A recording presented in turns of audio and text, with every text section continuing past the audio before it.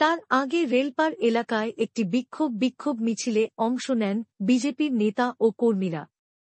অন্যদের মধ্যে ছিলেন বিজেপির আসানসোল সাংগঠনিক জেলার সভাপতি দেবতনু ভট্টাচার্য ও আসানসোল পুর নিগমের বিজেপি কাউন্সিলর গৌরব গুপ্তা। এই প্রসঙ্গে জিতেন্দ্র তিওয়ারি বলেন, রেলপার এলাকায় আর্থিক দুর্নীতির একটি ঘটনা সম্প্রতি সামনে এসেছে। এই ঘটনায় অন্যতম অভিযুক্তকে আসানসোল উত্তর থানা পুলিশ গ্রেপ্তার করে রিমান্ডে নিয়েছিল, কিন্তু তাকে এখন এক থানা থেকে অন্য থানায় ঘুরিয়ে রিমান্ডে নেওয়া হচ্ছে। তা নিয়ে আমাদের কোন কথা বলার নেই বা আপত্তি নেই। তিনি বলেন, আসানসোল রেলপার এলাকায় মাদক ছেড়ে গেছে। এখানে দুধের চেয়ে মাদক বেশি পাওয়া যায়। মাদক কারবারিরা এই রেলপার এলাকার তরুণদের টার্গেট করছে। এই রেলপার এলাকায় প্রকাশ্যে মদ বিক্রি করা হচ্ছে, কিন্তু কোনো ব্যবস্থা নেওয়া হচ্ছে না। তিনি পুলিশকে ৭২ ঘণ্টা সময় দিয়েছেন ও সতর্ক করেছেন।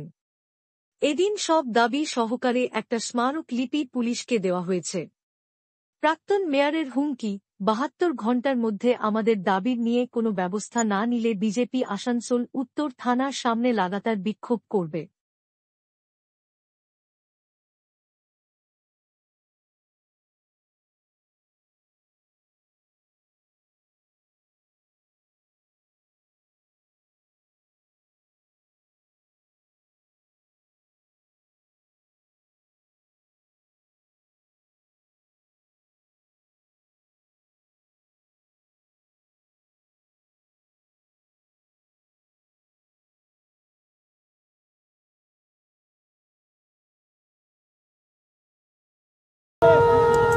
আপনারা জানেন যে আসানসোলের রেলপার অঞ্চল, এই অঞ্চলে কয়েকদিন আগে একটা চিটফান্ডের ঘটনার অভিযোগ হয়েছিল।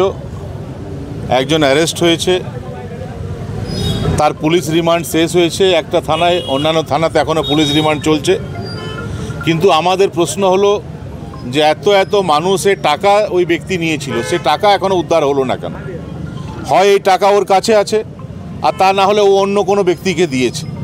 তো পুলিশ যে এতদিন তাকে রিমান্ডে রাখলো, ওই টাকার হদিশ কেন পাওয়া গেল না?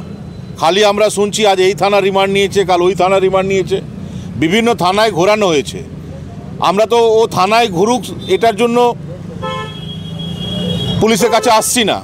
আমরা চাইছি যে যারা ইনভেস্ট করেছিল, যারা ওকে টাকা দিয়েছিল, সে টাকা ফেরত কেন দেওয়া হচ্ছে না? টাকা এখন কোথায় আছে? যদি ওর কাছে আছে তাহলে ওর কাছ থেকে সিজ করে ফেরত দেওয়া হোক। আর ও যদি অন্য কোনো ব্যক্তিকে দিয়ে রেখেছে কোথাও, তো সে ব্যক্তি অবধি পুলিশ কেন পৌঁছাচ্ছে না? তাহলে কি সে ব্যক্তি কোনো প্রভাবশালী ব্যক্তি, সে কারণে পুলিশ তার কাছে পৌঁছতে পারছে না? এই কয়েকটা প্রশ্ন নিয়ে আজ আমরা নর্থ থানার কাছে এসেছি। আপনারা জানেন যে ব্রিজ আছে স্টেশন থেকে আসতে, যে রেলপার অঞ্চলে ব্রিজ, প্রত্যেক দিন 40-50 হাজার 1 লক্ষ 2 লক্ষ লোক ওই রাস্তা থেকে পারাপার করে। ওই ব্রিজের অবস্থা দেখুন, 1.5 ঘন্টা 3 ঘন্টা 2 ঘন্টা লেগে যাচ্ছে ওই ব্রিজ পেরোতে, এত জামের সমস্যা। রেলপারে বিভিন্ন অঞ্চলে মদের ব্যবসা অবাধে চলছে, কেউ দেখার লোক নেই। ড্রাগস, যে কোনো পুরো রেলপার অঞ্চলে মাদার ডেয়ারির দুধ যত না পাওয়া যায় তার চেয়ে বেশি ড্রাগস পাওয়া যাচ্ছে। এটা কেন মেনে নেওয়া হবে? এর বিরুদ্ধে পুলিশকে ব্যবস্থা নিতে হবে, এই দাবি নিয়ে আমরা এসেছি। চুরি হলে, ব্যক্তি চুরির কমপ্লেন করলে কেস স্টার্ট হচ্ছে না, কেননা পুলিশ আধিকারিকরা মনে হচ্ছে যে কেস স্টার্ট হলে তাদের নাকি রেকর্ড খারাপ হয়ে যাবে।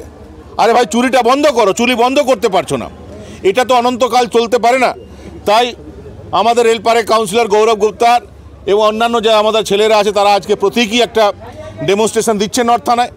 এরপরেও যদি কাজ না হয়, ৭২ ঘন্টার মধ্যে পুলিশ যদি অ্যাকশন না নেয়, তাহলে লাগাতার গণতান্ত্রিক ব্যবস্থায় যে রাস্তা জানা আছে, সেই রাস্তায় লাগাতার নর্থ থানার সামনে আমাদের ধর্না কর্মসূচি চলবে।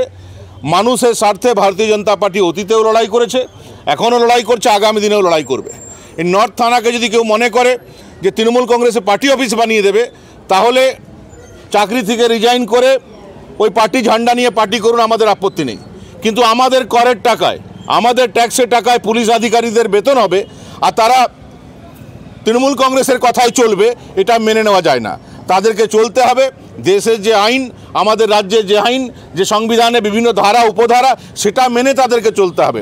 সেটা মেনে যদি তারা না চলে, তাহলে গণতান্ত্রিক ব্যবস্থায় যে যে আন্দোলন করা যায় সব আন্দোলন আমরা সংগঠিত করব। এবং এই আন্দোলন সংগঠিত করার জন্যই আজকে আমরা প্রতীকী একটা ডেমনস্ট্রেশন দেওয়ার জন্য নর্থ থানার সামনে এসেছি। আমাদের দৃঢ় বিশ্বাস যে তাদের শুভবুদ্ধির উদয় হবে এবং আগামী দিনে যে ভুল ত্রুটি তারা করছে সেটা সংশোধন করবে। পুলিশ আধিকারিকরা তাদের ভুল ত্রুটি যদি সংশোধন করে, আমরাও সহযোগিতা করব, অতীতে সহযোগিতা করে এসেছি। আর ভুল ত্রুটি যদি সংশোধন না করে, তাহলে জনগণের স্বার্থে আমাদেরকে আরও বৃহত্তর আন্দোলন, আরও বড় আন্দোলন সংগঠিত করতে হবে। এই কয়েকটা দাবি নিয়ে আজ আমরা নর্থ থানার সামনে এসেছি।